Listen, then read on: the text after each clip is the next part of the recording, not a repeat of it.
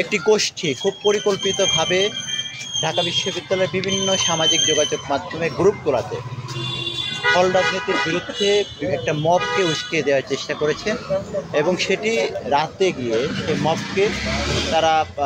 মবটিকে তারা ঢাকা বিশ্ববিদ্যালয়ের প্রশাসনকে একটি সিদ্ধান্ত চাপিয়ে দেওয়ার জন্য বাধ্য করেছেন। এখন আগামী দিনে যেহেতু ডাকসু নির্বাচন, বিশ্ববিদ্যালয়ের প্রশাসনকে সুস্পষ্ট করতে হবে তাহলে হল সংসদের নির্বাচন কিভাবে হবে।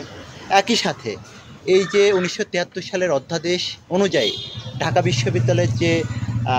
বিশ্ববিদ্যালয় পরিচালিত হয়, সেই অধ্যাদেশ অনুযায়ী রাজনৈতিক অধিকার সকল শিক্ষার্থীর রয়েছে। সেই রাজনৈতিক অধিকার কিভাবে বাস্তবায়িত হবে, কিভাবে ছাত্র সংগঠনগুলো তার রাজনৈতিক অধিকার রাজনৈতিক কর্মকাণ্ড পরিচালনা করবে, বিশ্ববিদ্যালয়ের প্রশাসনের পক্ষ থেকে সুস্পষ্ট ব্যাখ্যা তারা দিবে।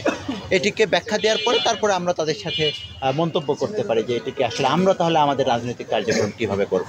এখন বিগত 17 বছর ধরে বাংলাদেশে যে নিপীড়নমূলক রাজনীতি চালু হয়েছিল, গেস্ট রুম, গণরুম, শিক্ষার্থীদের উপর জবরদস্তিমূলকভাবে প্রোগ্রামে অংশগ্রহণ করার যে রাজনীতি চালু হয়েছিল, সেই রাজনীতির দায়ভার তো বাংলাদেশ জাতীয়তাবাদী ছাত্রদল নেবে না।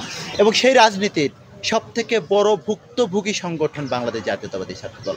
একজন ভুক্তভোগী সংগঠনের নেতা কর্মী কিংবা ঢাকা বিশ্ববিদ্যালয়ের একজন শিক্ষার্থী হিসেবে আমি নিজে যেখানে এই বিগত ফ্যাসিস্ট আমলে ঢাকা বিশ্ববিদ্যালয়ের ক্লাস পরীক্ষা অংশগ্রহণ করতে পারিনি, আমরা যে নিপীড়নমূলক রাজনীতির বিরুদ্ধে বিগত 1.5 দশক আন্দোলন সংগ্রাম করতে গিয়ে আমার ছাত্রদলের শত শত নেতাকর্মী গুম হয়েছে, খুন হয়েছে, হাজার হাজার নেতাকর্মী পঙ্গুত্ব বরণ করেছে, সর্বশেষ জুলাই আগস্টে 1.5 শতাধিক নেতাকর্মী শহীদ হয়েছেন।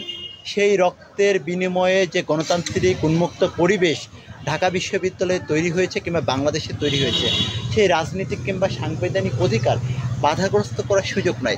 তবে আমরা যেহেতু ঢাকা বিশ্ববিদ্যালয়ের শিক্ষার্থীদের যে আবেগ অনুভূতি, তাদের মনোভাবকে ধারণ করে আমরা আমাদের রাজনৈতিক কার্যক্রম পরিচালনা করি, সেই জায়গা থেকে রাজনীতিটা কিভাবে পরিচালিত হতে পারে, শিক্ষার্থীদের কল্যাণে কিভাবে হতে পারে, সেটি নিয়ে বিশ্ববিদ্যালয় প্রশাসনের সাথে আলাপ আলোচনা হতে পারে, সামাজিকভাবে চুক্তিবদ্ধ হতে পারে।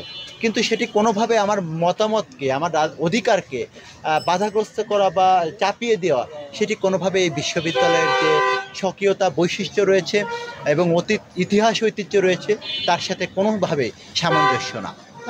এই সিদ্ধান্ত